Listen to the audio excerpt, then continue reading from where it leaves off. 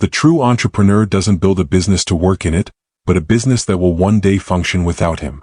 Imagine for a moment waking up one morning to find your business running smoothly even though you weren't there.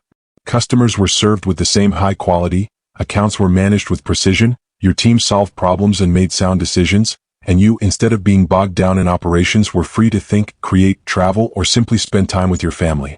That's the dream most entrepreneurs have, but very few actually achieve. The great paradox is that almost everyone who starts a business does so seeking freedom and ends up finding the opposite. A prison disguised as a company. Why does this happen?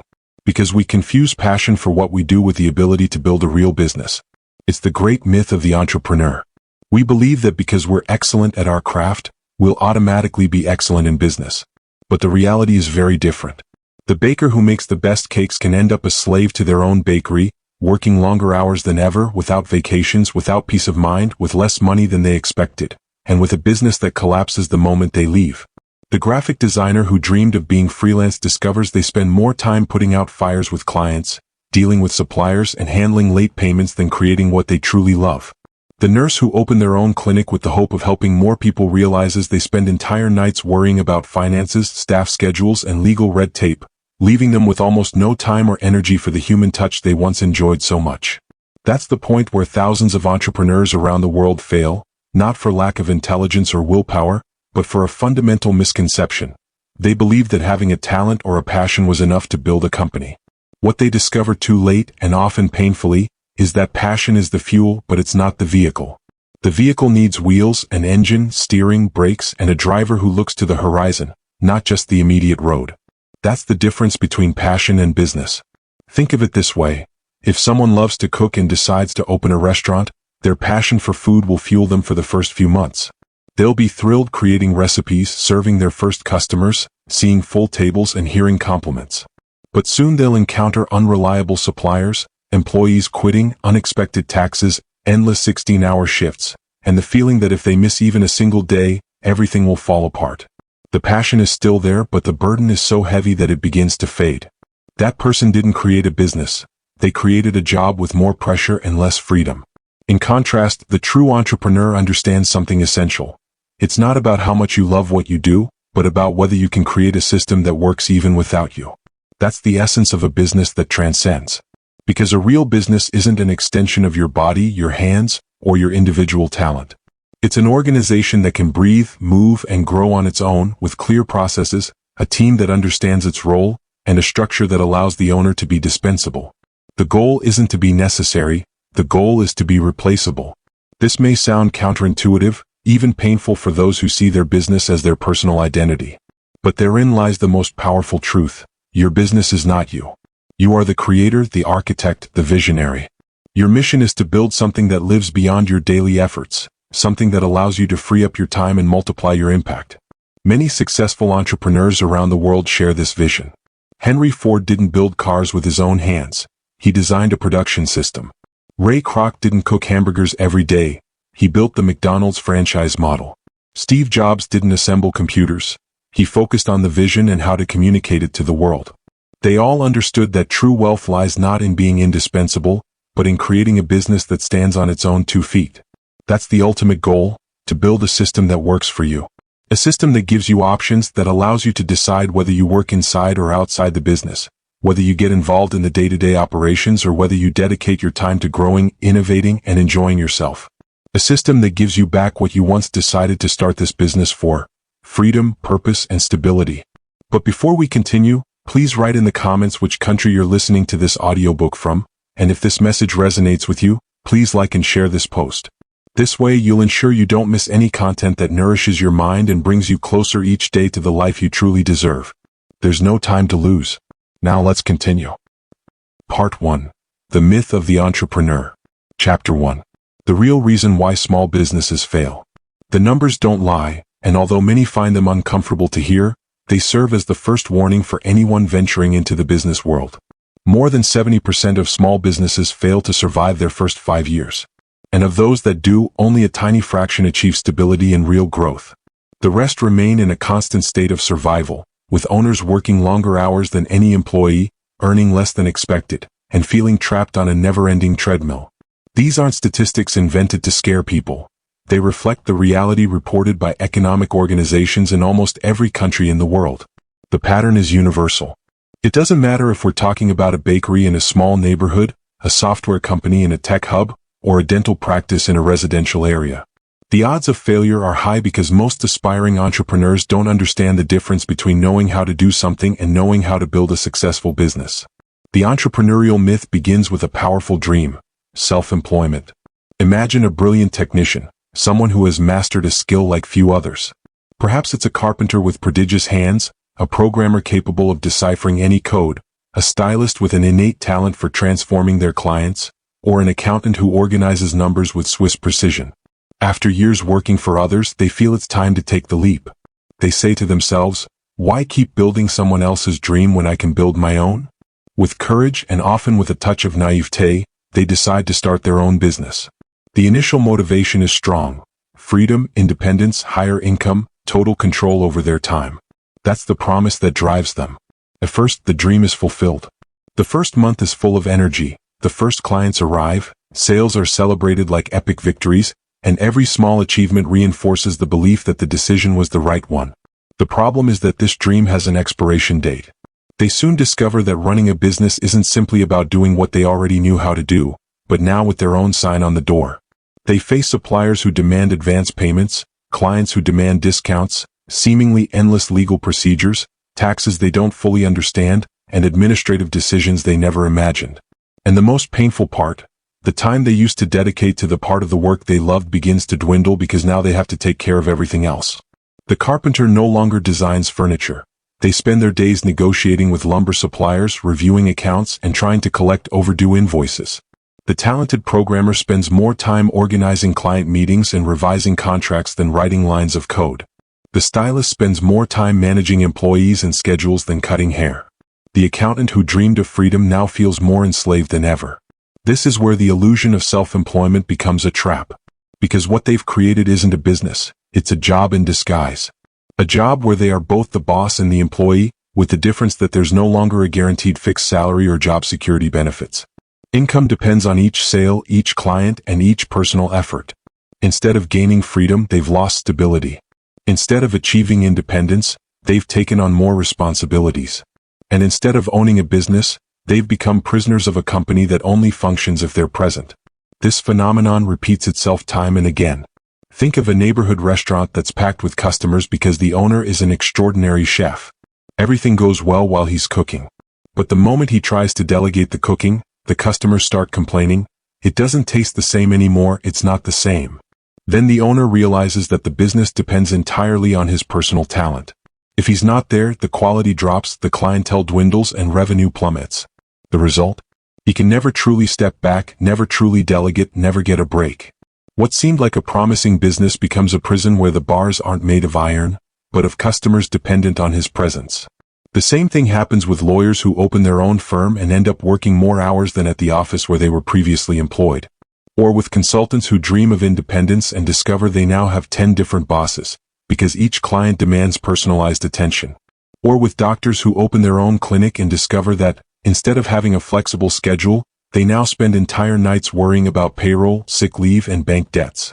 They all believed they were building a business, when in reality they were building a work trap by another name. And this is where the real reason why small businesses fail is revealed. It's not a lack of effort. No one can deny that these owners work harder than most. Nor is it a lack of passion. In fact, many started with such strong enthusiasm that it seemed inexhaustible. The failure stems from something much deeper: the inability to differentiate between being technical and being an entrepreneur. Most start a business because they are good at something technical, but they never develop the management skills, strategic vision, and systems building abilities that truly sustain a company. And so, little by little, passion turns into exhaustion, enthusiasm into frustration, and the dream into a nightmare. The transition from employee to trapped owner is invisible at first, but becomes undeniable over time. When you worked as an employee, you had defined tasks and a set schedule. You could complain about your boss, but you knew that your responsibilities ended at 6 in the evening.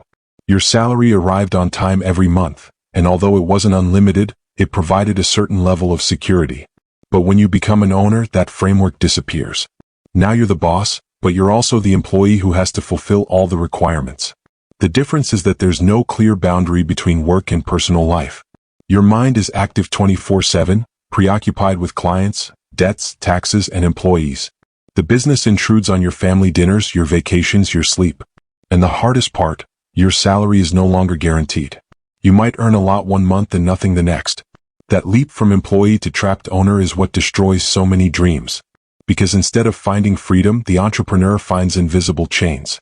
There's no boss to blame, but there's no one to set them free either.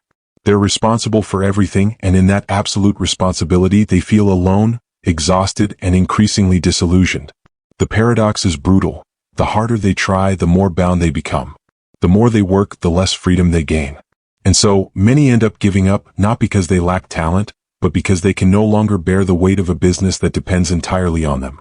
The true cause of failure lies not in the market, nor in the competition, nor in the external economy. It lies in the mindset with which one begins. The entrepreneur believes that starting a business is the same as mastering a trade, and this belief becomes the root of all their problems. Until this illusion of self-employment is shattered, the cycle will repeat itself again and again. Initial enthusiasm, overwhelming burden, progressive burnout, frustration, and ultimately failure or resignation. Chapter 2. Lisa's story, from technical talent to business chaos. Lisa had always been known in her community for her cakes. From a young age, she had inherited her grandmother's passion for baking. Every birthday, every wedding, every special event ended with a table adorned with her creations. Neighbors said her cakes had a magical touch, a flavor impossible to find anywhere else. Her talent wasn't just technical, it was also emotional. She managed to convey love and attention to detail in every recipe. For years, she worked at a local bakery, where she was one of the most valued employees. Her colleagues admired her skill, and customers asked for her when they wanted something special. However, Lisa harbored a secret desire, to open her own bakery. She dreamed of a place with her name on the sign, a place where she could unleash her creativity and not have to answer to any boss. The initial enthusiasm was overwhelming. With some savings and a small loan, Lisa rented a shop on a busy street. She painted the walls her favorite colors, decorated the window display with her most eye-catching cakes, and was thrilled at the idea of personally serving her first customers. On opening day, the shop was packed with friends, family, and neighbors who wanted to support her. Everyone congratulated her on her courage, on taking the leap from employee to owner. That first week was a whirlwind of emotions. She worked from dawn until late at night, but she didn't mind because every sale confirmed she had made the right decision. Her hands couldn't keep up, and although the physical exhaustion was evident, it was offset by the adrenaline rush of fulfilling her dream. But the reality of being her own boss soon set in. The first sign came when one of her flour suppliers was late with a delivery. Lisa didn't have enough stock, and for the first time, she understood that she was now responsible for resolving logistical emergencies. At the bakery where she used to work, supply problems were a management issue. She only had to focus on baking. Now she had to rush out and find flour elsewhere, pay more than expected, and reorganize production amidst the chaos. The incident left her exhausted, but she chalked it up to bad luck. However, she soon realized that these setbacks weren't the exception, but the norm. As orders increased, so did the demands. Customers didn't just want cakes.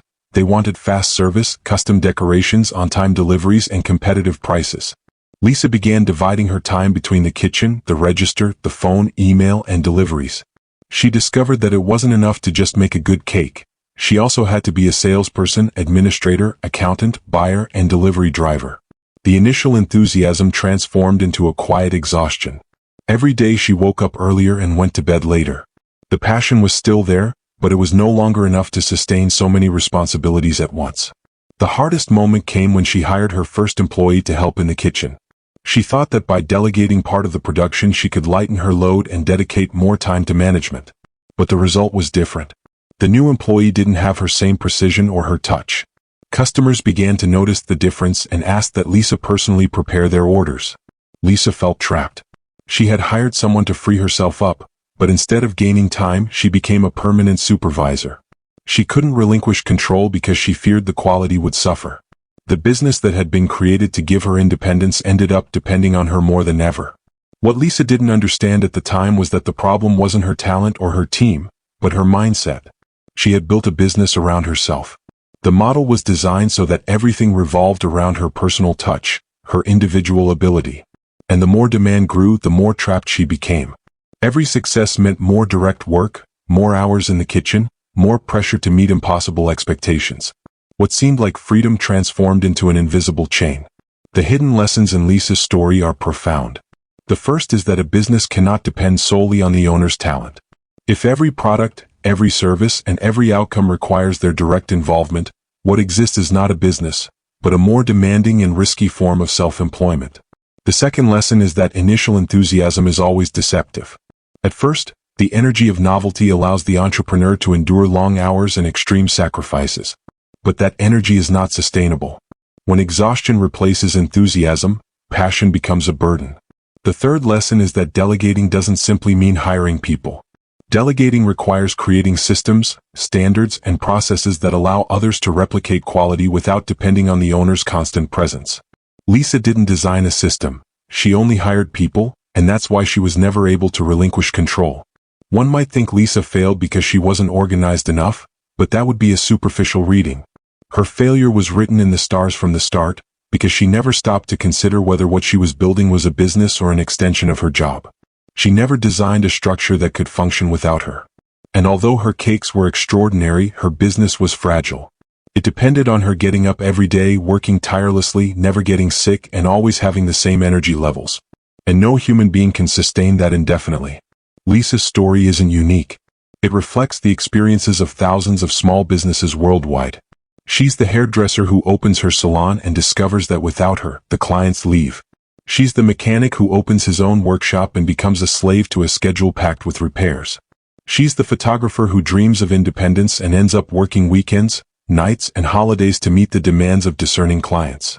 She's the consultant who thought he'd have freedom and now spends twice as many hours on the phone.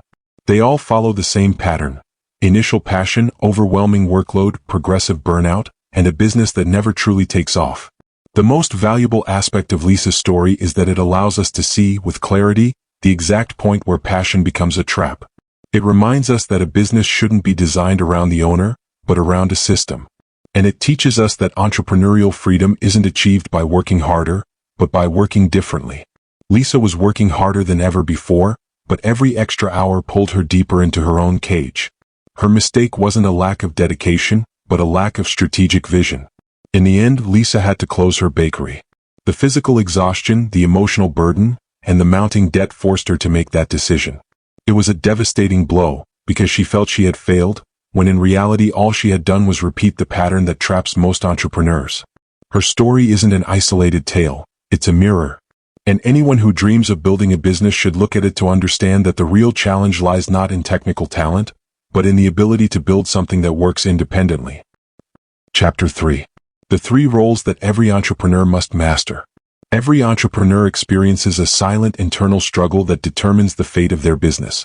This struggle isn't against the competition or the market, but within themselves. It's a battle between 3 personas that coexist within a single person: the technician, the manager, and the entrepreneur. Each has a distinct voice, way of thinking, and set of priorities. The problem arises when one of these personas dominates the other 2, because then the business loses its balance and leans toward frustration or failure. Understanding these 3 roles is like turning on a light in the darkness. Suddenly, everything that seemed confusing begins to make sense.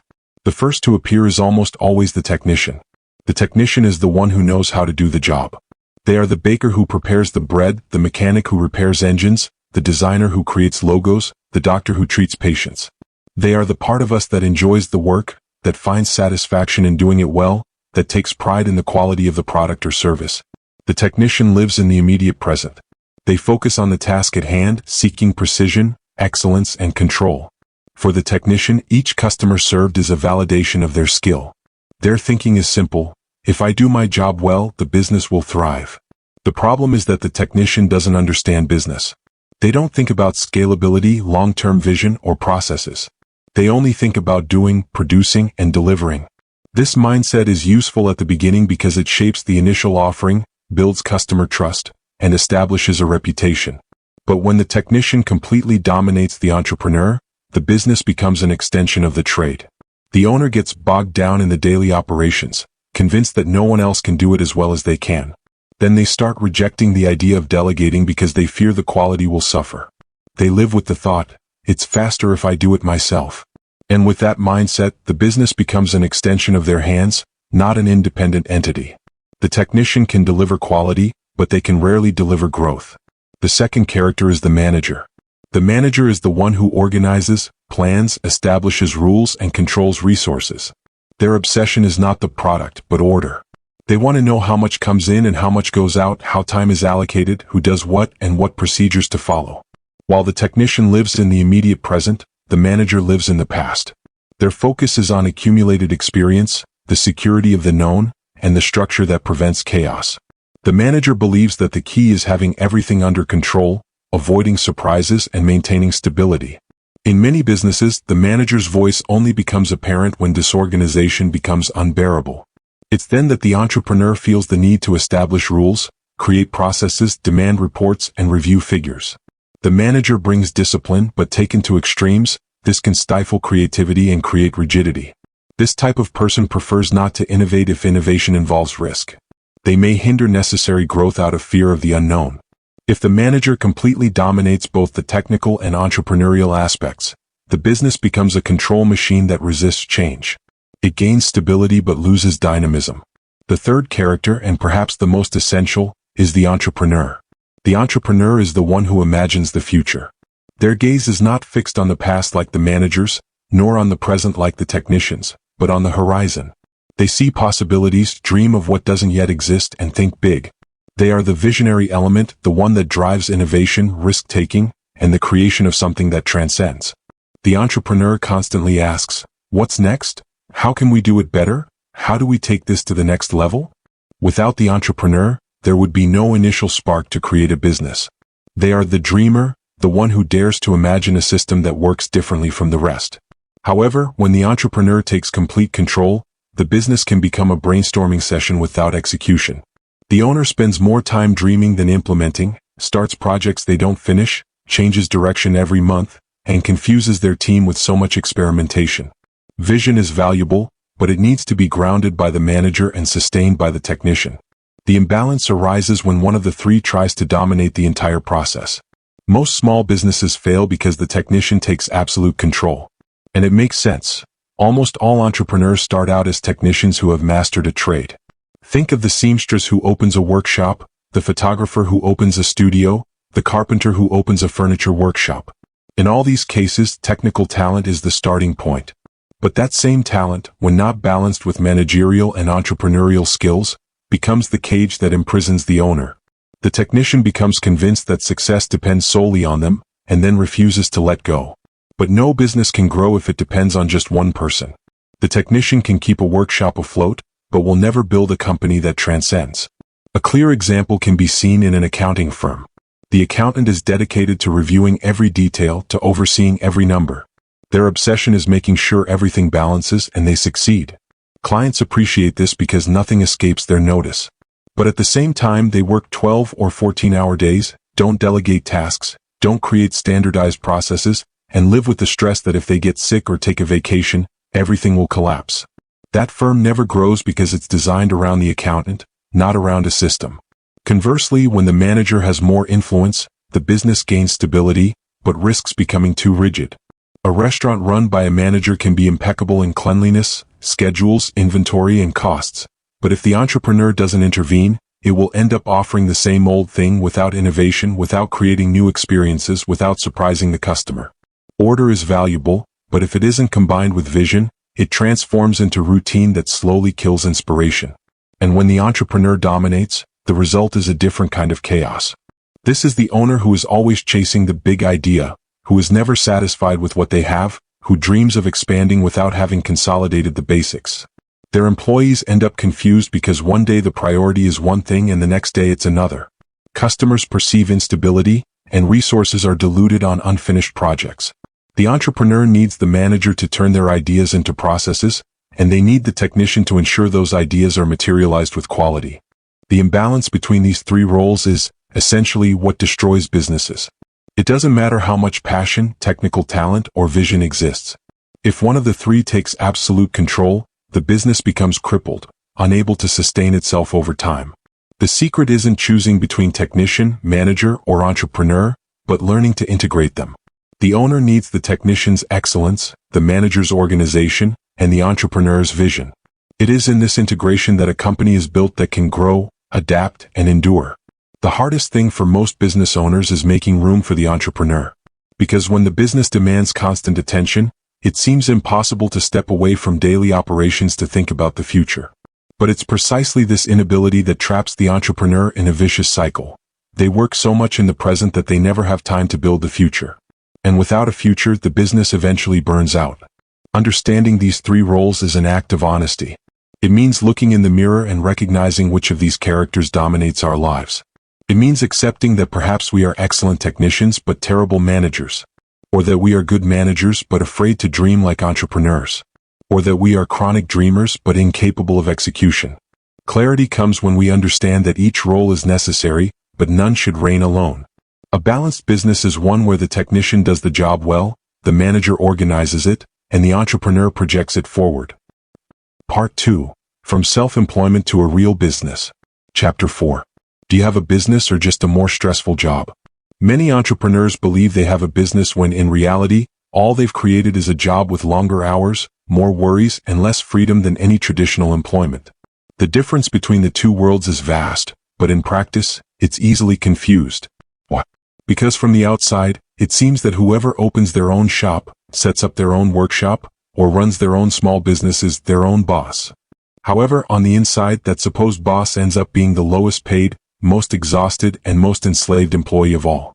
The initial promise of freedom and control becomes a prison of endless responsibilities. The personal business trap is triggered the moment the entrepreneur doesn't design their company as an independent system, but rather as an extension of their time and effort. Thus, the business ceases to be a self-sustaining asset and becomes a disguised job. The bakery that only functions if the baker is at the oven from 5 in the morning. The doctor's office that only generates income if the doctor attends every appointment in person.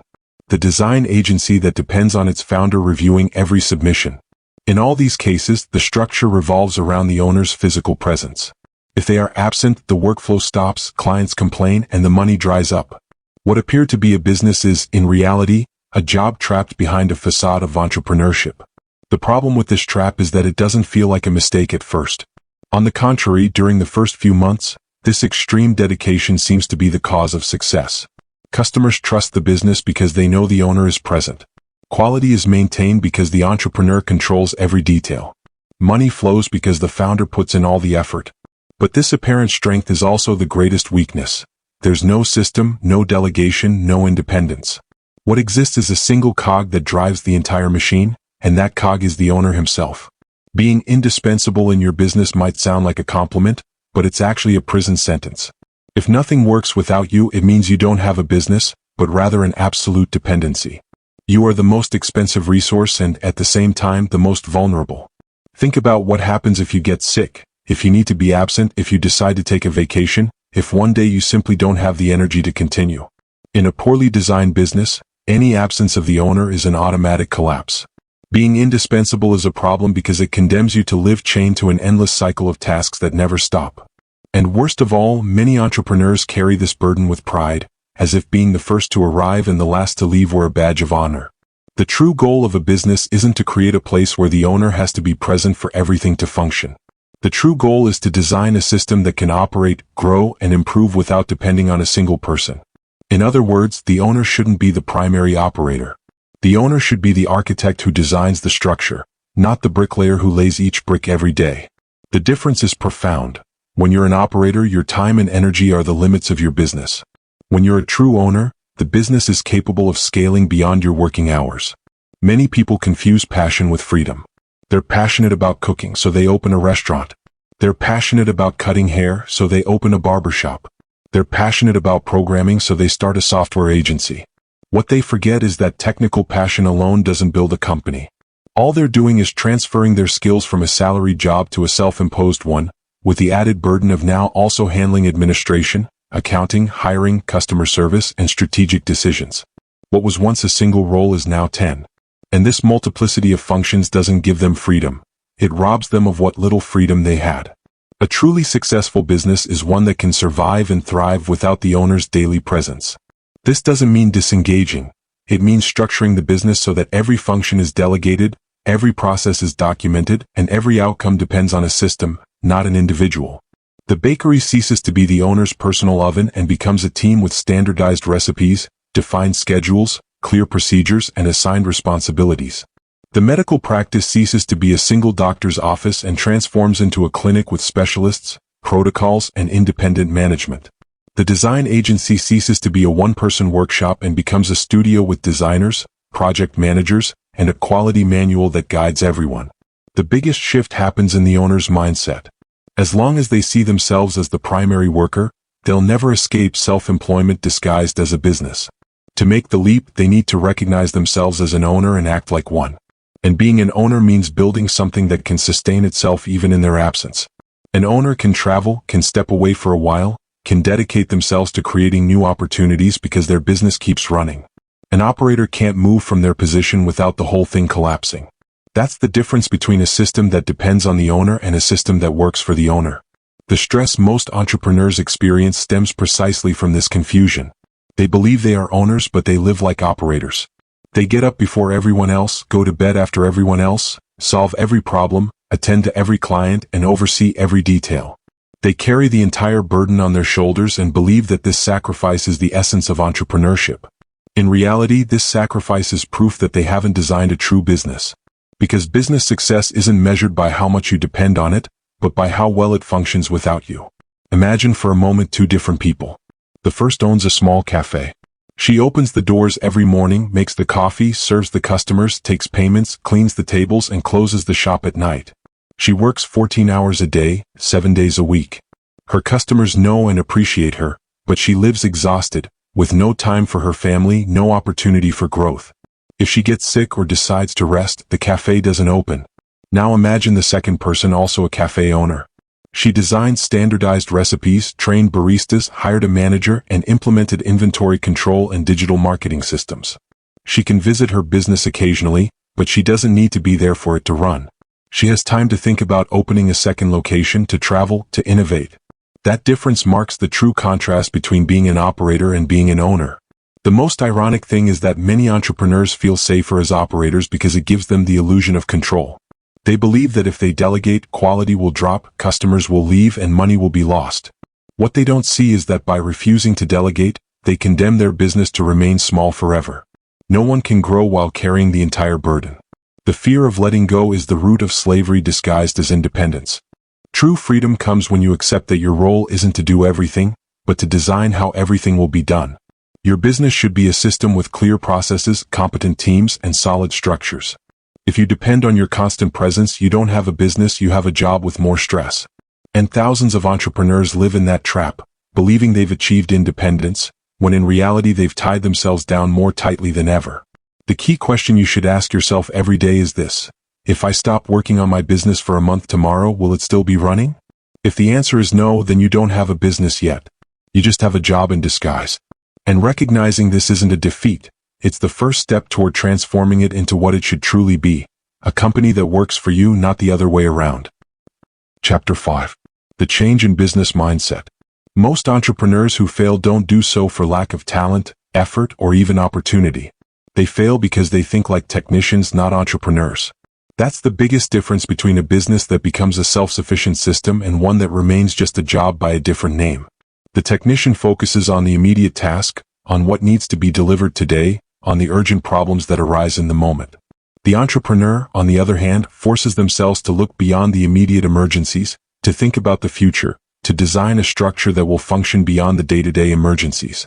The technician believes their value lies in what they do with their hands. The entrepreneur understands that their true value lies in what they build with their mind. Changing this mindset isn't easy because from a young age we're taught to value execution over vision. At school, correct answers are rewarded, not profound questions. At work, punctuality and obedience are rewarded, not the ability to innovate. Society as a whole is designed to produce efficient technicians, not strategic entrepreneurs. That's why when someone takes the leap into entrepreneurship, the most natural thing is to continue thinking like a technician. I'm good at this, so I'll open a business doing this.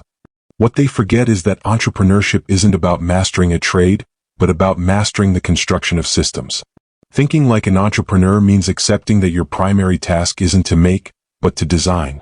It's deciding that your job isn't to produce, but to create the mechanism that allows production to happen without you. It's like the difference between someone who cooks a delicious dish and someone who builds a restaurant that can replicate that dish time and time again with different cooks. The former depends on their individual talent. The latter depends on a replicable system. The technician lives off their effort. The entrepreneur lives off the system that effort builds. When you think like a technician, your vision is always short-term. The important thing is to fulfill today's order, close this week's sale, put out the fire that broke out this morning. The problem is that this limited perspective condemns the business to repeat the same cycle over and over, without any possibility of growth. In contrast, entrepreneurs train themselves to think long-term. They ask, where do I want my business to be in 5 or 10 years? What kind of life do I want it to allow me to live? What will happen when I'm gone? These kinds of questions force you to design a future, not just survive the present. A long-term vision doesn't mean ignoring today's problems, but rather solving them in a way that prevents them from recurring.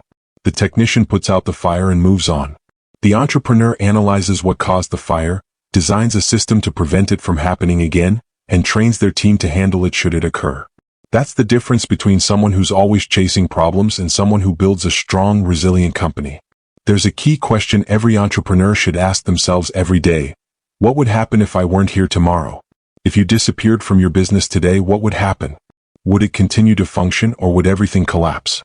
That question is uncomfortable, but it reveals the true state of your company.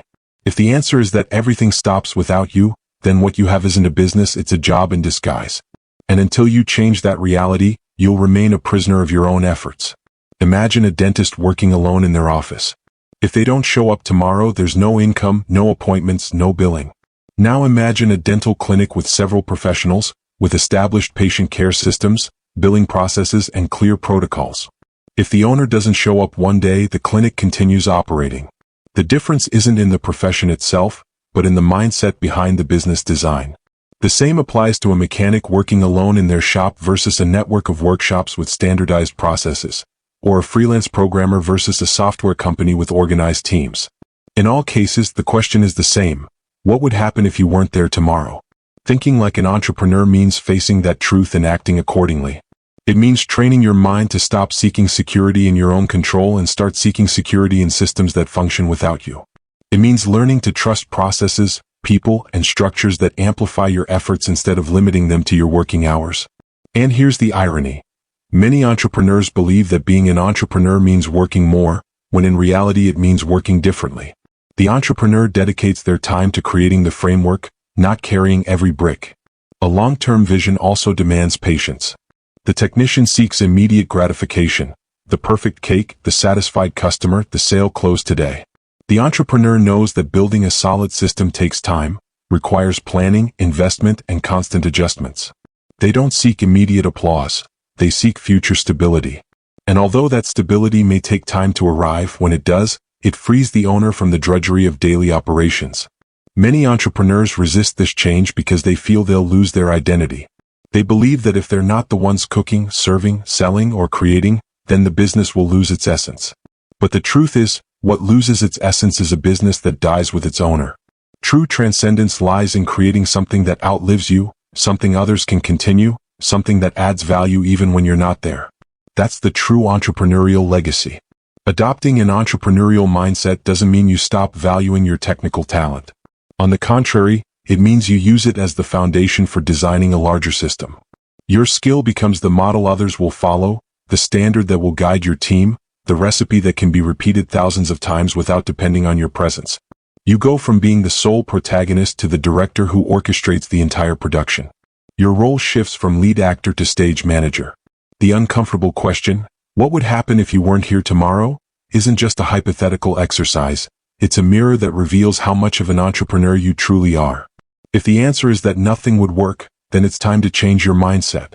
And that change begins with a commitment. To stop thinking like a technician and start thinking like a strategist. To stop living in a state of urgency and start living with a vision. To stop carrying everything yourself and start building a system that carries it for you. That's the tipping point that separates burnout entrepreneurs from those who thrive. The former believe the key is working harder. The latter know the key is working differently. The former believe the business depends on their sacrifice. The latter understand that the business depends on their ability to build a system. The former think like technicians. The latter think like entrepreneurs. And the fate of any venture hinges on that difference. Chapter 6. Systems, the backbone of a scalable business. If there's one concept that separates businesses that stay small from those that manage to grow and scale, it's systems. A system is, in essence, an organized and repeatable way of doing things to achieve a predictable result. It might sound technical, but it's actually present in our daily lives much more than we realize.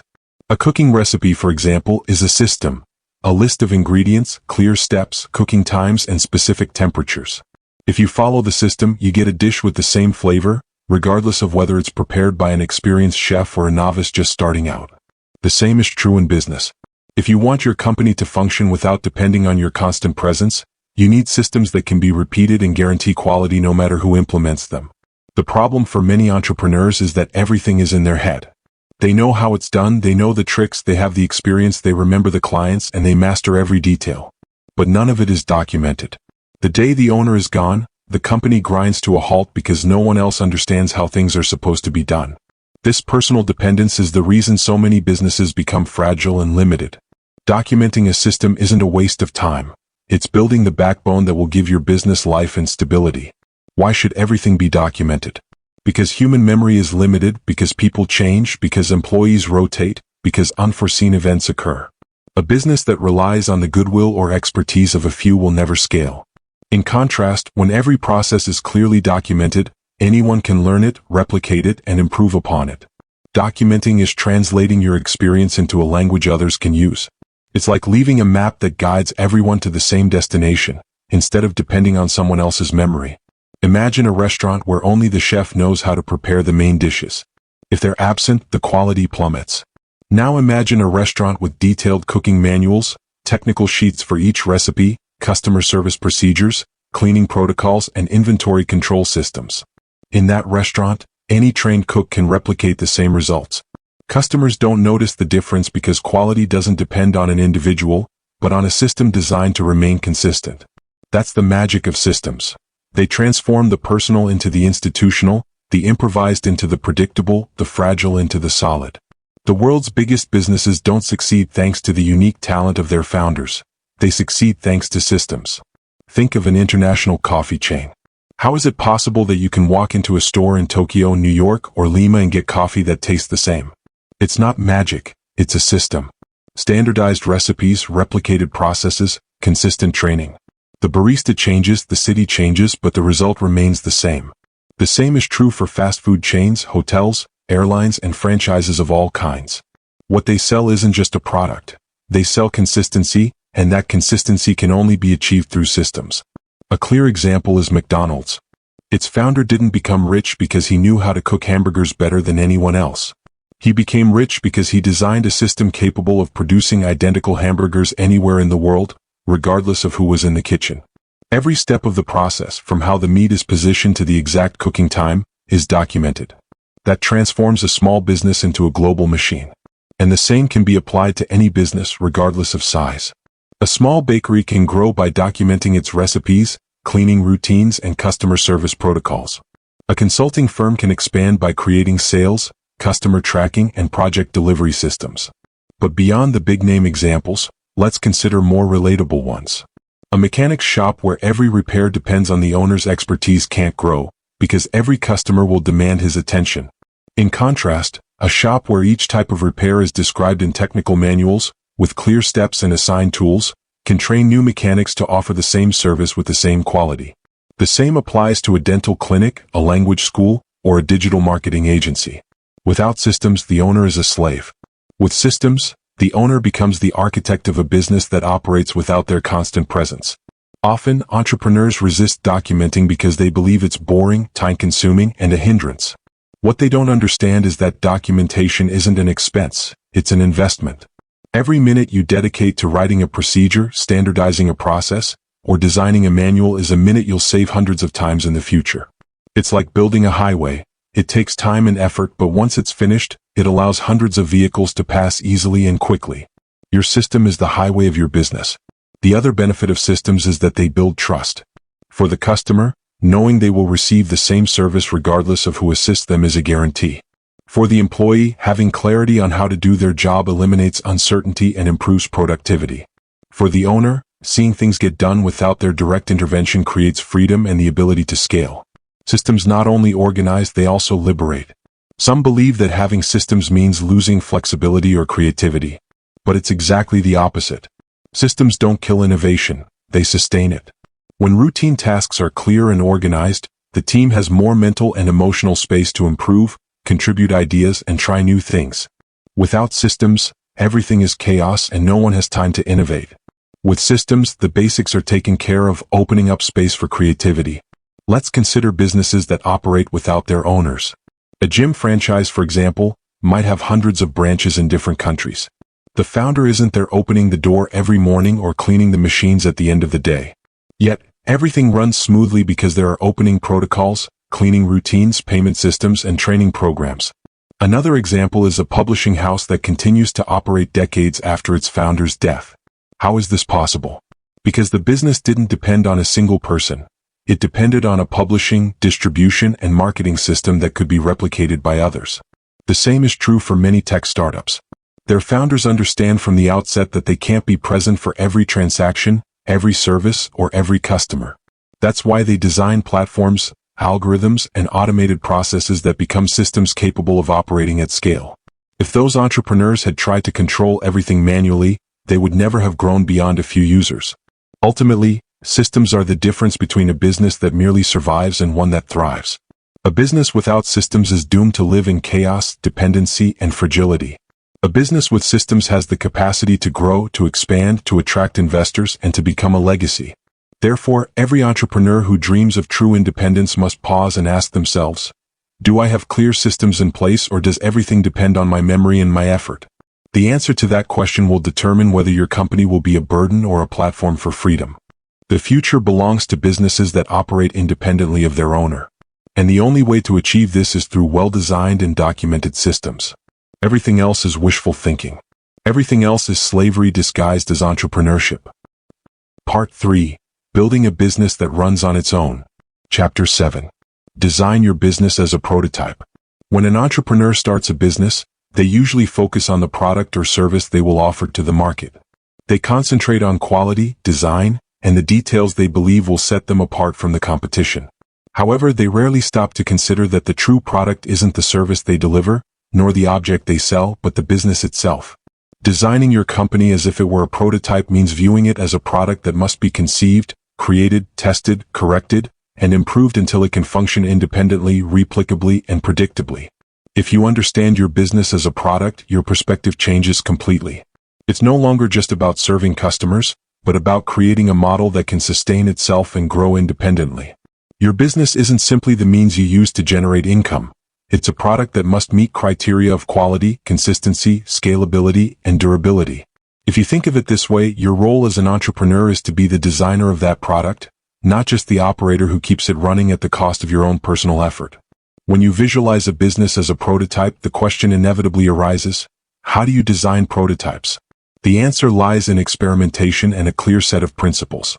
Just as an engineer develops a machine prototype that can be mass-produced, an entrepreneur must design a business that can be replicated without major errors and without relying solely on the founder's talent. It's about documenting, standardizing, and thinking in terms of franchising. The concept of franchisability is key here.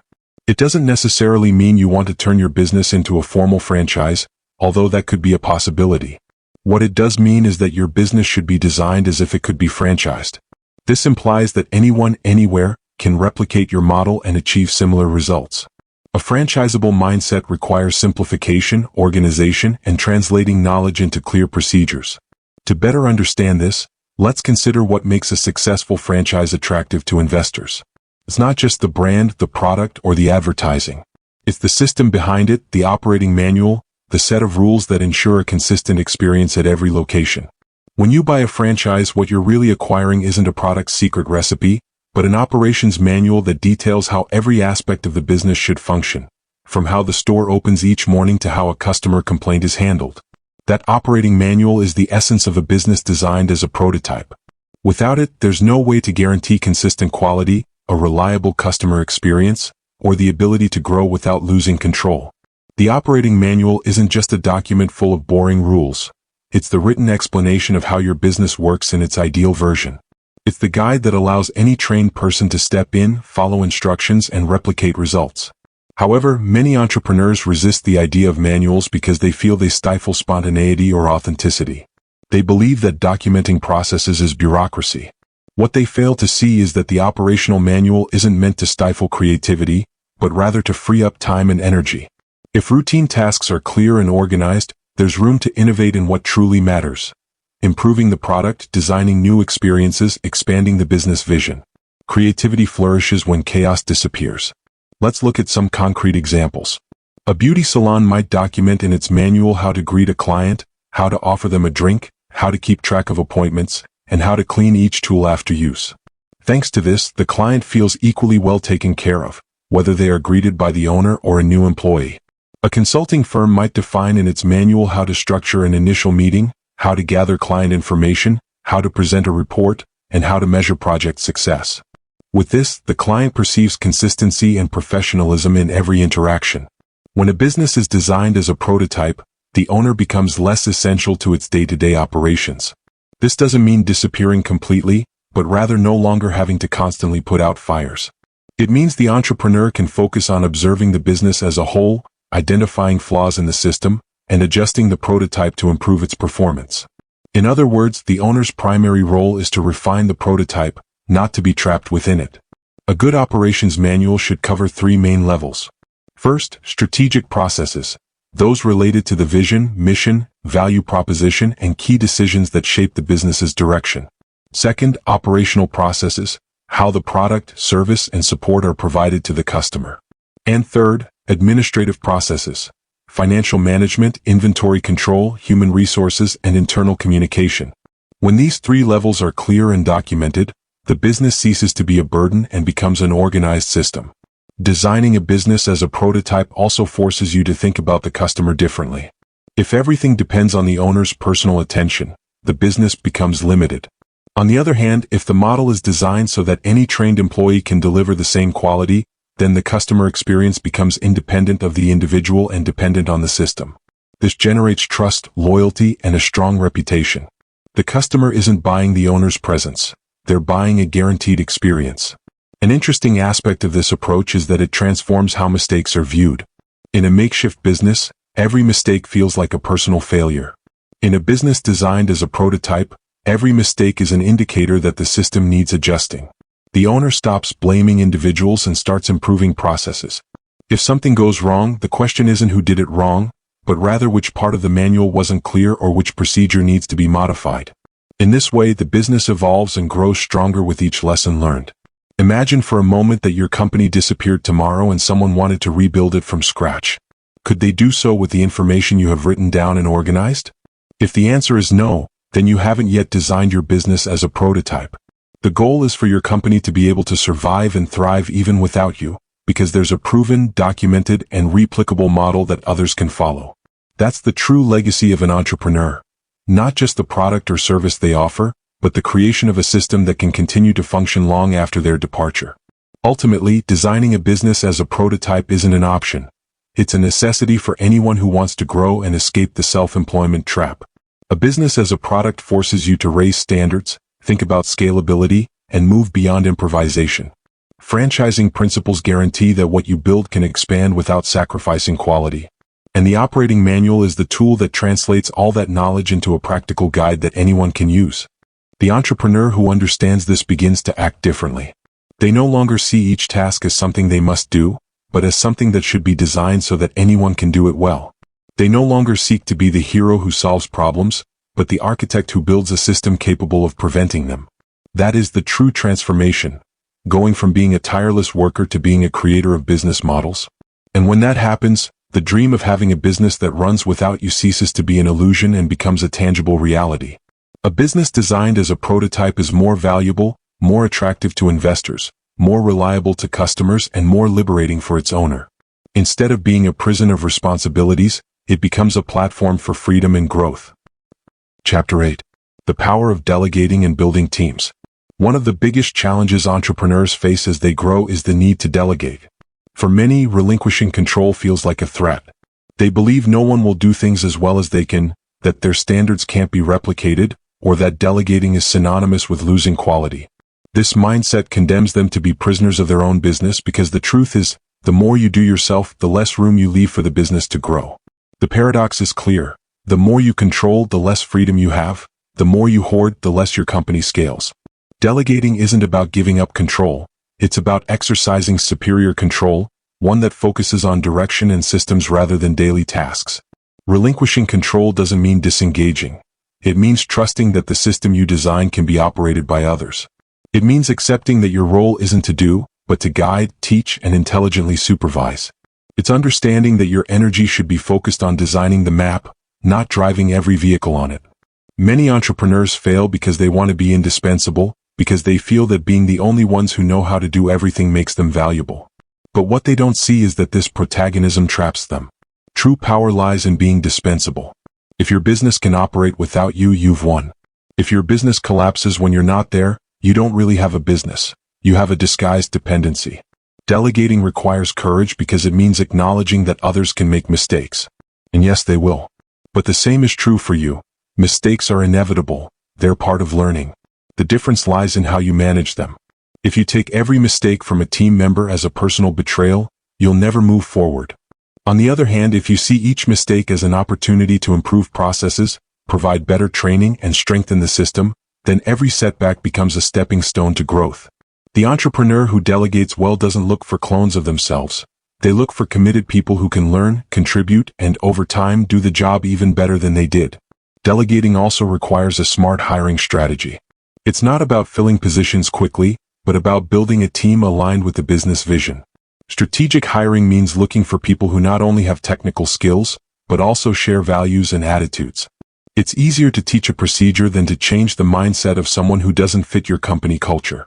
That's why, before posting a job ad, ask yourself what kind of person you want on your team, what principles should guide their work, and how that person will contribute to the customer experience. Smart hiring can accelerate your company's growth. Hasty hiring can sink it. The hiring process should be viewed as a long-term investment. Every person who joins your business represents not just a pair of hands, but a set of decisions, ideas, and attitudes that will impact the company. Investing time in selecting, training, and developing employees is one of the most profitable tasks an entrepreneur can undertake. If you do it well, each team member becomes a multiplier of your vision. If you do it poorly, each member can become a silent obstacle hindering progress. To hire strategically, it's essential to define clear roles. Many businesses fail in personnel management because employees don't know exactly what's expected of them. They end up taking on multiple roles, improvising, and constantly putting out fires, which leads to frustration and mistakes. A clear role doesn't mean rigidity. It means that each person knows where their responsibility begins and ends, what indicators to measure, and how their performance is evaluated. With this clarity, the team gains autonomy and confidence. Now, building strong teams isn't just about hiring and delegating. It's about leading. And here a crucial difference emerges: the difference between being a boss and being a leader. A boss focuses on imposing authority, giving orders, and controlling every move. A leader inspires, guides, and leads by example. A boss seeks obedience. A leader seeks commitment. A boss uses fear. A leader uses trust. In businesses that truly thrive, the owners aren't authoritarian bosses. They are leaders who develop other leaders. A leader understands that their role isn't to have all the answers, but to create an environment where their team can find them. They know that innovation doesn't flourish under the pressure of excessive control, but in a climate where people feel valued and heard. A good leader ensures that every team member understands how their work contributes to the greater purpose of the business.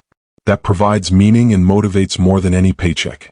A clear example can be seen in companies that manage to maintain a strong culture despite rapid growth. Think about it. There are companies with thousands of employees in different countries that still convey the same essence in every interaction with a customer. This isn't achieved with bosses who shout orders. It's achieved with leaders who communicate vision and build autonomous teams. That's the goal, for your team not only to execute but to think, decide, and act as if they own the business. Delegating also implies trust in the systems. If your processes are documented and clear, delegating becomes easier. You don't tell your employee, "Do what I would do." You give them detailed guidance on how it should be done. And then you train them to understand not only the how but also the why.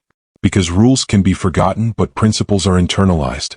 When your team understands the purpose behind each process, they can make the right decisions even in unforeseen situations. One of the most common objections entrepreneurs have is that delegating costs money. Of course it does, but not delegating costs far more. The time you waste on tasks you could delegate is time you're not spending thinking strategically, innovating, or creating new revenue streams. Delegating isn't an expense. It's an investment that multiplies your capacity for action. Imagine that for every hour you delegate, you use that time to design a strategy that triples your business's revenue. Wouldn't that be worth it? Delegating, hiring strategically, and leading with vision form an inseparable triangle. If you delegate without hiring well, you end up frustrated. If you hire without leading, you lose your way. If you lead without delegating, you get stuck. The true entrepreneur learns to master all three aspects and see them as part of the same system. Ultimately, the power of delegating and building teams lies in something deeper. Recognizing that you're not building a business to be the lone hero holding everything together. You're building a system that needs many hands, many minds, and many hearts to grow. Success isn't about piling tasks onto your shoulders. It's about creating a team capable of sustaining the business even in your absence. That's the legacy of a true entrepreneur. Not just a profitable company, but a self-sustaining organization with empowered people driving the vision forward. When you reach that point, when you learn to relinquish control, hire wisely, and lead with greatness, your business ceases to be a burden and becomes a source of freedom. You are no longer the operator trapped in routine. You are the architect who built a living machine capable of functioning on its own. That is the difference between an ordinary business and an extraordinary one, between a burnt-out owner and a true entrepreneur. Chapter 9. Management and Corporate Culture. If systems are the backbone of a business, culture is its heart. You can have perfectly designed processes, impeccable manuals, and cutting-edge technology, but if the culture that sustains them is weak, your business will eventually fracture. Business management isn't just about administering resources. It's about shaping an environment where people understand why they do what they do and how their efforts contribute to a greater purpose. Creating clear values and a mission is the starting point for building an organization capable of sustaining itself without relying on the owner's constant presence. Values aren't just pretty phrases hanging on a wall. They're principles that guide every decision, even those not written in the manual. They're the invisible compass that guides employee behavior when no one is watching. For example, if honesty is a core value of your company, an employee will know to report a mistake immediately instead of hiding it, even if no one has noticed. If excellence is a core value, they'll understand that simply meeting expectations isn't enough. They must strive to exceed them. Clear values function as a shared language, a framework that simplifies decision-making. The mission, for its part, answers a powerful question. What is the purpose of this business beyond making money? If the only answer is profitability, you'll hardly create a strong culture. Money is important, but it doesn't inspire loyalty or deep commitment. People need to feel they're working for something that transcends, that their efforts contribute to a positive impact on the lives of customers, the community, or society. A well-defined mission connects daily activities to a higher purpose, and that generates cohesion. When an entrepreneur clearly defines values and mission, they create the framework that will allow their business to thrive. Because even if they're not there one day, people will have a shared understanding of how to act. A values-driven team doesn't need constant instructions. It knows what to do because it understands what the company stands for. That's why building a culture that can stand on its own isn't a luxury, it's a necessity. Building a culture requires consistency. It's not enough to give the occasional inspiring speech or write pretty phrases on the website. Culture is built through daily example. If you say you value punctuality but are always late to meetings, you're destroying the culture. If you say you value innovation but punish those who propose new ideas, you're sowing fear. Culture is coherence between what you say and what you do. And as the owner, your behavior sets the standard. A strong culture is also reinforced through small rituals. It's not just about big events or public recognition, but about everyday details that convey the company's DNA. It could be a weekly meeting to share achievements, a daily thank you email, a monthly forum for employees to present ideas, or the way birthdays are celebrated. These rituals seem simple, but they foster identity, belonging, and a sense of community. Practical examples demonstrate how culture can be the difference between a business that merely survives and one that thrives. Consider a rapidly growing technology company. What maintains the quality of its service isn't just the skill of its programmers, but the culture of continuous learning they established from the outset. Every member knows they are obligated to share what they learn with the rest of the team, preventing knowledge from becoming trapped in the hands of a few. The system continues to function even if someone leaves because the culture ensures that learning flows. Another example is a restaurant that made hospitality the core value of its culture. No matter who serves the table, the customer always feels welcome because the unwritten rule is to treat them like a guest in your home. This culture was so strong that it allowed the restaurant to expand to several locations without the experience being diluted. The owner no longer needs to be present at each location because the culture of hospitality is so ingrained that new employees absorb it naturally. Culture is also key in times of crisis. A business with solid processes but no culture can collapse when faced with the unexpected. In contrast, a business with a strong culture can adapt and emerge stronger. During difficult situations such as a drop in sales or a problem with a major client, culture defines how the team will react. Will they look for someone to blame or for solutions? Will they become demotivated or unite to face the challenge? The difference lies in the strength of shared values. In business management, measuring culture is just as important as measuring finances. While it's not about exact figures, you can assess the level of commitment, team satisfaction, and the consistency between what the company says and what it does. Asking employees how they perceive the values, observing how they communicate, and listening to how they talk about the company outside of work are all indicators of the true culture. And if you discover discrepancies, you must act immediately, because culture deteriorates faster than you might think. Building a culture also means accepting that not everyone will fit in. Hiring well isn't just about technical skills, but also about cultural compatibility. Someone might be an excellent professional, but if they don't share the values, they'll be like a piece that doesn't fit the puzzle. A poor cultural fit can affect the entire team. That's why sometimes the best decision isn't to hire the most talented person, but the one who shares the company's mission and principles. Skills can be taught, values cannot. Another essential aspect of company culture is distributed leadership. In a strong culture, not everything rests on the owner or a small group of managers. Each person understands that they are responsible for embodying the values in their daily work. An employee who dares to correct another for violating a value doesn't do so out of arrogance, but because they feel like a guardian of the culture. This level of commitment is only achieved when the culture is internalized, when it no longer depends on constant reminders, but on the conviction of each member. Ultimately, a strong culture transforms a business into a magnet for customers and talent. Customers perceive the difference when they deal with a company where consistency, enthusiasm, and purpose are palpable. The interaction isn't mechanical, it's authentic. And the best professionals seek to work for companies with positive cultures because they know they can grow, contribute, and take pride in their work.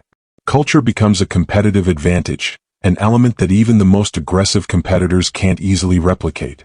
In conclusion, business management is not limited to numbers, budgets, or reports. True management is about building a human system that embodies values, mission, and purpose. Company culture is the invisible foundation that sustains all processes, gives meaning to every task, and allows the business to thrive even without the owner's presence. If you manage to design a strong culture, you will have created something greater than a profitable business. You will have built a community with its own identity, capable of sustaining itself, growing, and evolving under any circumstances. That is the true power of management and culture. To liberate the entrepreneur and give life to a company that becomes a living, autonomous, and enduring organism. Part 4. Climbing Towards Freedom. Chapter 10. The Absent Owner, Trial by Fire. The moment a business truly proves its sustainability only arrives when the owner is absent. This is the real test, the one that confirms whether all the effort invested in designing systems, delegating responsibilities, building culture, and establishing processes has paid off. Many entrepreneurs are terrified just imagining it. They think, what will happen if I'm not there? What if the team doesn't know how to react? What if the customers notice? However, this fear is precisely the indicator that there's still work to be done. A truly solid business doesn't falter in the absence of its founder. Instead, it continues to operate with the same quality because it's designed to do so. Testing whether your business can run itself isn't an impulsive act, but a planned process. The first step is preparing the ground. Before you leave, you must ensure that systems are clear, roles are defined, and all team members know their responsibilities. Confusion is the number one enemy of autonomy. If everyone knows what they need to do and how to measure their own performance, the owner's absence ceases to be a void and becomes an opportunity for the team to demonstrate its capabilities. An effective strategy is to implement gradual absences. This doesn't mean disappearing for 3 months at once, but rather starting with short periods and increasing them gradually. For example, begin with 1 day of absence, then a week, then 2. Each absence becomes a test that reveals weaknesses in the systems. If someone needs to call you constantly during your absence, it means there are still poorly defined tasks or decisions that depend too heavily on you. Instead of getting frustrated, use these signals as valuable information to strengthen the processes. Another powerful tactic is to document every step of the business before you leave. Documentation doesn't just refer to manuals, but also to creating practical guides, checklists, and emergency protocols. The clearer everything is, the less it will depend on your judgment. An operations manual isn't unnecessary bureaucracy. It's a roadmap that provides reassurance. It allows even someone new to quickly integrate and operate in line with the company culture. Stepping back from operations doesn't mean abandoning the business, but rather redefining your role. An owner who successfully transitions from hands-on to strategic doesn't disappear entirely, but rather transforms from operator to strategist. Your value no longer lies in putting out fires, but in anticipating the company's growth trajectory. While the team handles execution, you can dedicate time to exploring new opportunities, forging alliances, observing market trends, or designing innovations. The business functions more effectively when the owner ceases to be a bottleneck and becomes an architect of the future. One of the main strategies for moving beyond traditional operations is the creation of clear performance indicators. These indicators, known as KPIs, allow you to objectively measure the state of the business without needing to be physically present. If you have up-to-date data on sales, customer satisfaction, team productivity, or inventory levels, you can evaluate how the company is performing from anywhere in the world. You no longer need to be physically present to perceive what's happening. The numbers become your eyes. However, indicators alone are not enough. It's also necessary to establish a communication system that ensures information flows smoothly without your direct intervention. Regular meetings, automated reports, well-organized digital channels, and designated responsibilities are key. The goal is for you not to be the center of attention, but rather for the team to have sufficient clarity to resolve most issues. Only in truly exceptional situations will your intervention be necessary. Remote supervision is one of the most valuable skills an entrepreneur can develop. Thanks to technology, it's now possible to stay informed and connected without being in the office. Project management tools, internal communication platforms, digital dashboards, and automated reports allow for efficient monitoring of business progress. But supervision isn't about controlling every detail. It's about ensuring that fundamental principles are being followed. It's not about remote micromanagement, but about building trust supported by clear systems. This is where company culture once again plays a crucial role. If the culture is strong, you don't need to be present for people to act in accordance with the values. They themselves become guardians of the right way of doing things. Conversely, if the culture is weak, as soon as you're gone, standards will begin to sag. Written processes are useless if the culture doesn't inspire adherence to them. Therefore, before attempting to be an absentee owner, make sure your culture is deeply ingrained. A good example can be found in family businesses that have passed into the second or third generation. Those that survived did so not because the founders were always present, but because they left a legacy of values and systems that their heirs were able to continue. In contrast, many others disappeared because they never managed to detach themselves from the central figure of the founder. The business was, in practice, the founder himself, and without his presence, everything crumbled. This difference demonstrates that the key is not the genius of an individual, but the ability to institutionalize the vision so that it can survive beyond its creator. Some entrepreneurs feel guilty at the thought of becoming absentee owners. They believe it's irresponsible or a sign of disinterest in their business. But the opposite is true. Designing a business that can function without you is a sign of responsibility because it guarantees stability for your customers, employees, and suppliers. It's also an act of humility because you recognize that growth doesn't depend solely on you, but on a collective system. A business that only survives if you work every day is more of a prison than a company. Absence is also the best test for identifying leaders within the team. When you're not around, those who take initiative, inspire others, and make decisions aligned with the values emerge. These natural leaders are the pillars that will sustain the business in the future. Identifying and empowering them is one of the greatest rewards of this process. In this way, your role shifts to that of a mentor, someone who develops leaders instead of monopolizing all the decisions. Finally, the ultimate test of absence isn't a one-time event, but a habit that must be repeated. Every so often, you need to step away from the business to ensure everything is still running smoothly. This not only strengthens the team, but also gives you the freedom you likely sought from the very beginning when you decided to become an entrepreneur. After all, what is the true purpose of owning your own business?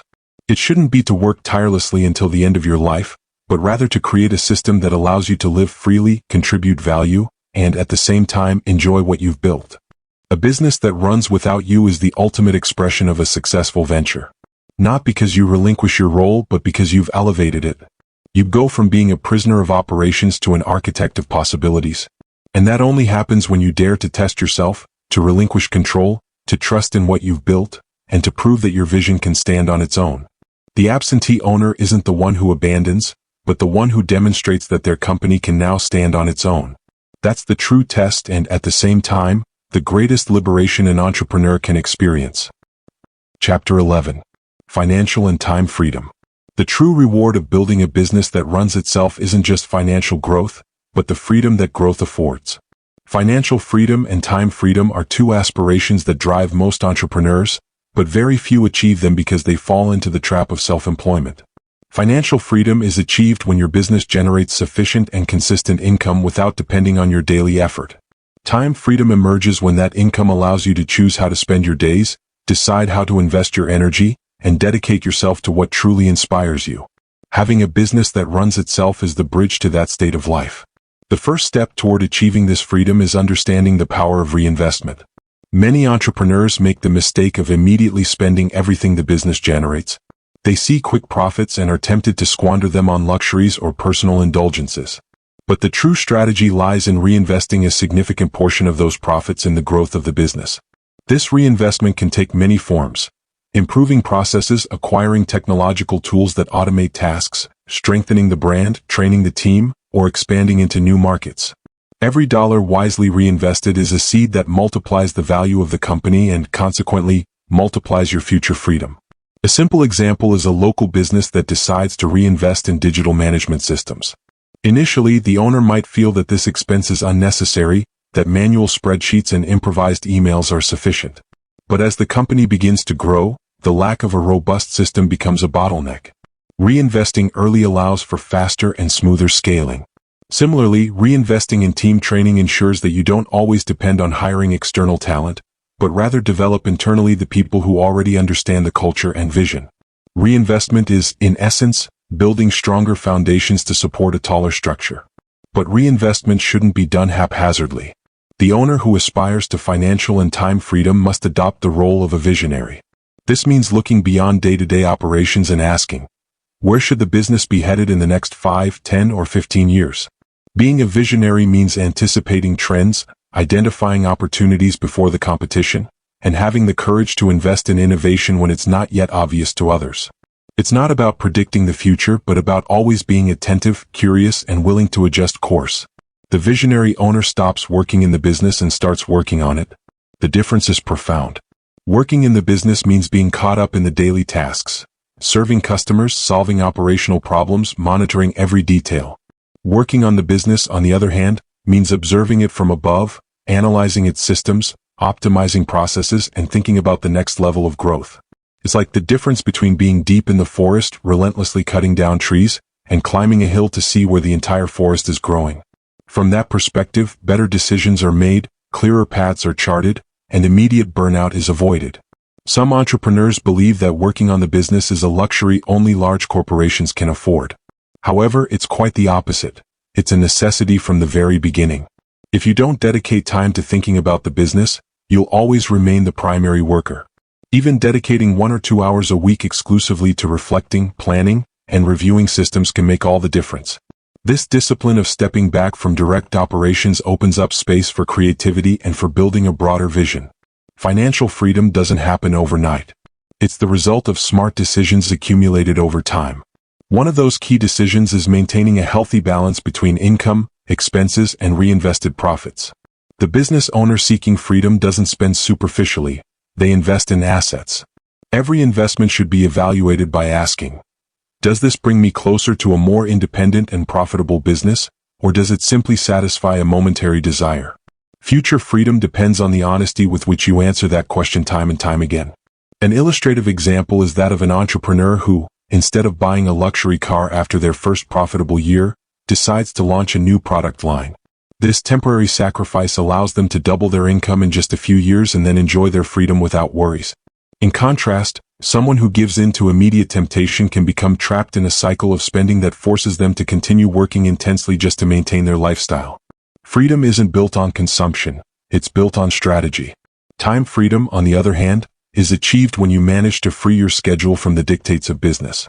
It doesn't mean you don't work, but rather that you work on what you choose, on projects that excite you, and at the times you decide. To get there, you need systems, delegation, and a strong culture as explored in previous chapters. But you also need something more: personal clarity. What will you do with your time when you have it? Many dream of time freedom, but when they achieve it, they feel empty because they never considered what they wanted to do beyond work. The visionary not only designs the future of their company but also designs their own personal future. Imagine your business running perfectly without you and your income guaranteed. How would you spend your days? Some might choose to travel, others to dedicate time to their families, and still others to social causes or new creative projects. The important thing is that this time is lived with purpose. Freedom without purpose can lead to boredom or even anxiety. True freedom is being able to dedicate yourself to what you consider meaningful. That's why building an independent business is also building a sense of purpose in life. Working on the business means taking on the role of systems architect and future strategist. This is where the owner becomes a true entrepreneur. You're no longer the technician who does everything, nor the manager who controls everything, but the leader who guides the vision, the guardian of the culture, and the designer of growth. Your business becomes a vehicle that takes you where you want to go instead of a burden that keeps you tied down. And when you reach that point, you discover that financial freedom and time freedom are not separate goals, but two sides of the same coin. One supports the other, and together they allow you to live life to the fullest. Ultimately, achieving financial and time freedom requires discipline, vision, and the courage to relinquish control. It means reinvesting instead of spending, thinking long-term instead of reacting to short-term needs, and working on the business instead of getting lost in it. It's not an easy path, but it's a possible one. And the reward is enormous. Living life on your own terms with a business that not only provides income but also the freedom to choose how you spend your time. That's the essence of a true entrepreneur who has overcome the myth, having built a system that allows them to be free. Chapter 12. From entrepreneur to true businessman. Reaching the point where an entrepreneur becomes a true businessperson is a leap that transforms not only the business but also their way of life. Entrepreneurs often begin their journey driven by passion, a desire for independence, and the need to create something of their own. But they often get trapped in the day-to-day operations, the routine, and the constant effort of keeping what they've built afloat. The true businessperson, on the other hand, understands that their mission is different.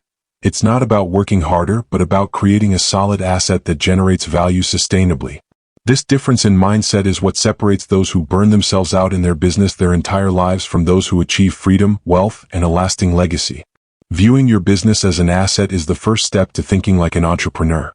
An asset isn't simply something that generates income. It's something that maintains and increases in value over time. A well-maintained home, a well-managed investment, a recognized brand, or a solid business system are all assets that grow while you sleep.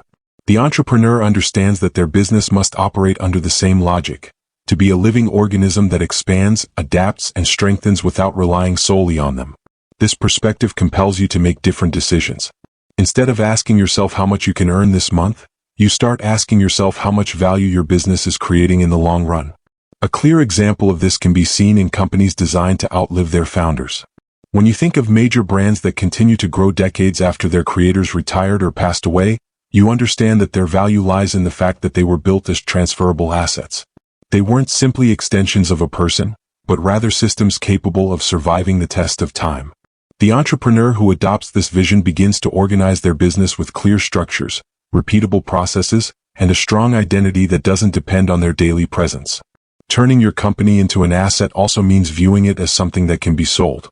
You may never want to sell your business, but simply designing it to be attractive to an external buyer is one of the best strategies for strengthening it. A sellable business is one that is well organized, transparent, profitable, and has growth potential. Why? Because any investor, when analyzing a company, looks for precisely those qualities. If your company is structured in such a way that someone else could manage it without depending on you, it means you have reached a level of professionalization that ensures stability. Even if you never decide to sell, that approach changes your mindset. You start asking yourself, is this process clear enough for anyone to understand? Are the numbers in order and auditable? Does the brand have its own identity, or does it depend on my face? Does the business have anything that makes it scalable, or is it limited by my time and effort? Each of those questions is a gateway to a more solid business and, consequently, to a freer life. A business legacy is the culmination of this process. It's not just about money, but about the impact your company has on people, the community, and future generations. Many entrepreneurs dream of leaving something to their children, but few build with a true intention of creating a legacy. A legacy isn't limited to inheriting shares or physical facilities, but rather about transferring values, culture, and vision.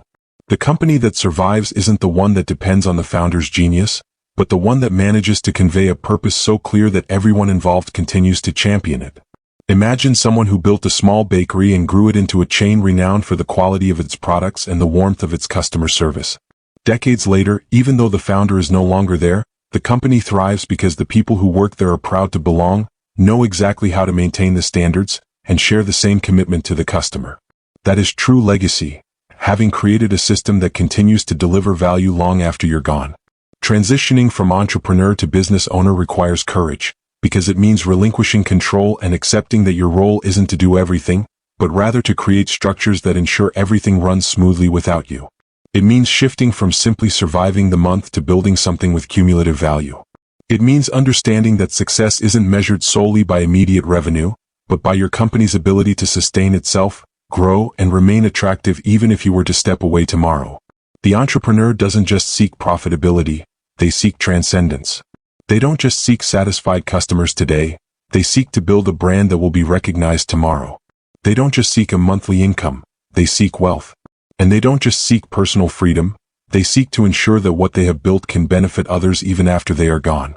That is the essential difference. The entrepreneur chases after the day-to-day, the businessperson designs a sustainable future. When you reach this mindset, your relationship with your business changes radically. You stop feeling like a slave to your own creation and begin to see it as a partner working for you. You discover that your business can grow even when you're not there, that it can generate opportunities for others, and that it can become a source of long-term stability and wealth. That's the point at which you realize the myth of the entrepreneur is a thing of the past. You're no longer just someone who found a way to be self-employed, you're someone who built a true business asset. The final step in consolidating this transition is recognizing that true success lies not in what you accumulate, but in what you leave behind.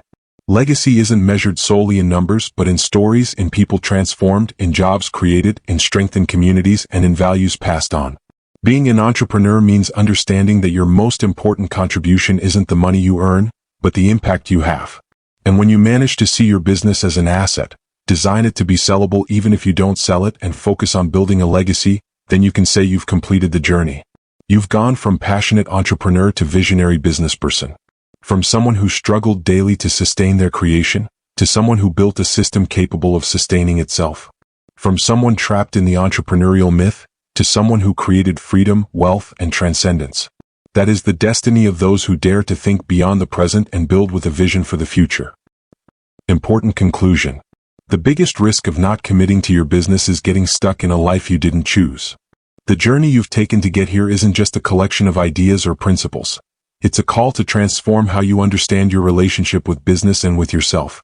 Reaching this point means understanding that entrepreneurship isn't just about hard work, but about working with purpose, vision, and the determination to create something lasting. It's not enough to simply generate income. It's about building freedom, wealth, and a clear sense of direction. Your next step, therefore, doesn't depend on what you've already heard, but on what you're willing to do from this moment forward. The commitment you must make is neither light nor superficial.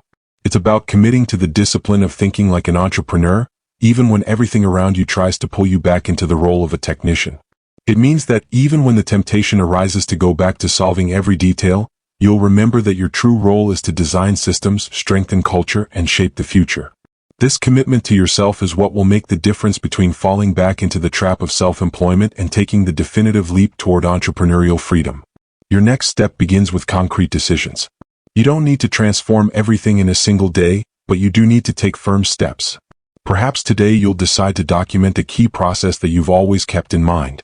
Perhaps tomorrow you'll decide to delegate a task that for years you believed no one else could do as well as you. Perhaps next week you'll allow yourself a day away from operations to observe the business from a different perspective. Every step, however small it may seem, is a victory that accumulates and frees up space for what's most important: your role as a strategist and visionary.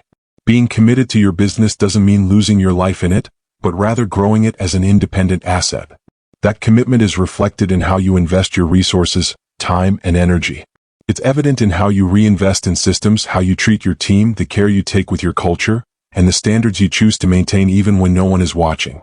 Each of these actions is a sign of your genuine commitment, and each sign builds your company's reputation and future. But there's also a commitment to yourself that you can't neglect. Financial and time freedom are meaningless if you don't know how to enjoy them, if you don't know how to use them for what truly fulfills you. This commitment to yourself involves taking care of your health, your mind, and your relationships. It involves recognizing that you work to live better, not to be more tied down. It involves having the courage to stop sometimes and ask yourself if what you're doing is bringing you closer to the life you want or if you're letting yourself be dragged back into routine. The future of your business is inextricably linked to the future of the person who runs it. A burnt-out entrepreneur, lacking clarity and motivation, can hardly guide others toward a greater horizon. That's why personal commitment is inseparable from business commitment. When you decide to grow as a person, your business grows with you. When you decide to learn, take risks, delegate, and trust, your company reflects those same changes. A company is, to a large extent, a reflection of its owner's mindset. Your next step is to dare to let go of more than you think you need to trust what you've built and the team you've assembled, to step back from the day-to-day operations and observe with critical distance what works and what doesn't, to make tough decisions when necessary, always remembering that your mission isn't to please everyone, but to ensure the business continues to grow healthily.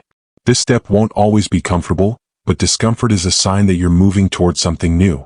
Commitment to yourself also means keeping the spark of your vision alive. There will be days when everything seems routine, when the initial excitement has faded. It's in those moments that you most need to remember why you started, what freedom you seek, and what impact you want to leave. Keeping your vision alive isn't a luxury. It's the fuel that keeps the engine running when difficulties arise. Your next step isn't simply to implement strategies, but to embrace a new identity. Stop seeing yourself as someone who struggles daily against circumstances and start seeing yourself as a builder of the future, a creator of systems, an entrepreneur in the truest sense of the word. This identity isn't adopted overnight, but it begins with a decision, believing you are capable of taking the leap and acting accordingly. The commitment you make today can be the turning point between remaining trapped in an endless cycle of work or opening yourself up to a life of freedom and meaning. Don't underestimate the power of a firm and sustained decision. Every successful entrepreneur started in the same place, facing doubts, feeling fear, but choosing to take the next step. That's the final invitation. Don't stay in the realm of theory. Don't let these ideas become mere pleasant thoughts, but rather concrete actions that transform your reality. When you think about your business from now on, think of it as a partner that helps you live better, not as a burden you have to bear. Think of your team as the foundation that supports something bigger than you. Think of your customers as the reason for everything you build. And above all, think of yourself as the leader who deserves to enjoy the freedom you dreamed of when you decided to become an entrepreneur. Committing to yourself means committing to not settling for less than you can achieve. It means recognizing that your life is too valuable to waste trapped in the routine of self-employment. It means accepting that you have the capacity to build something that gives you freedom and, at the same time, generates value for others. This commitment is your anchor when doubts arise, your driving force when obstacles appear, and your guide when you have to make difficult decisions. The next step is to act. Not tomorrow, not next year, not when everything is perfect. Act now with what you have, knowing that every action brings you closer to the life you desire. Commit to your business, commit to yourself, and begin walking the path of a true entrepreneur. Because in the end, the only difference between those who manage to build businesses that function without them and those who remain trapped in the entrepreneurial myth is the decision to act with vision, discipline, and commitment.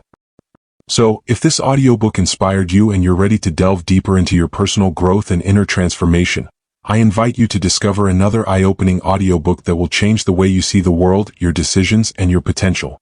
Click here and I'll see you there.